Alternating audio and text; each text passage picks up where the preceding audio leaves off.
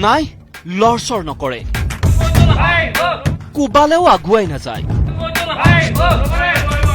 হয় এনে এক অভূতপূৰ্ব দৃশ্য দেখা গ'ল শিলচৰৰ ৰাণীখালত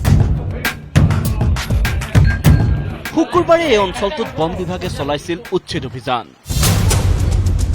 উচ্ছেদ অভিযানৰ সময়ত বন বিভাগৰ 4টা হাতী এটা মছজিদ ভঙা কাৰ্যত লগোৱা হৈছিল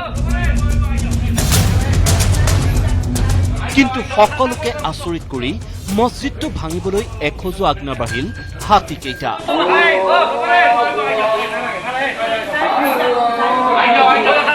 আনকি বন বিভাগৰ লোক তথা হাতীৰ মাওতে হাতী দুটাক মছজিদটো ভাঙিবলৈ বাৰে বাৰে কোৱাৰ পিছতো লৰচৰেই নকৰিলে হাতী 4টাই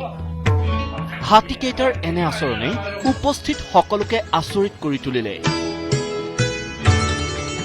অৱশেষত বন বিভাগৰ কৰ্মচাৰীয়ে ললে সিদ্ধান্ত মছজিদ ভাঙিবলৈ হাতীকেইটাক আৰু জোৰ নকৰে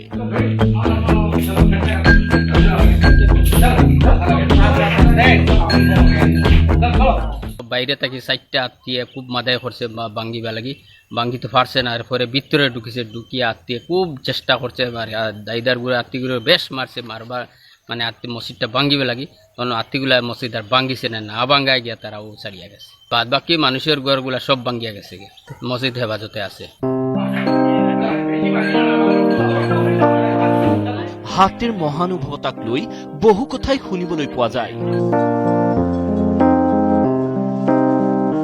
শেহতীয়াকৈ কাছাৰ জিলাৰ ৰাণীখালত বন বিভাগে চলোৱা উচ্ছেদ অভিযানত এই হাতীকেইটাই দেখুওৱা মহানুভৱতাৰ নিদৰ্শন অতি বিৰল সম্প্ৰতি ৰাণীখাটৰ এই ঘটনাই ছচিয়েল মিডিয়াতো ব্যাপক চৰ্চা লাভ কৰিছে news desk news 18 Assam north east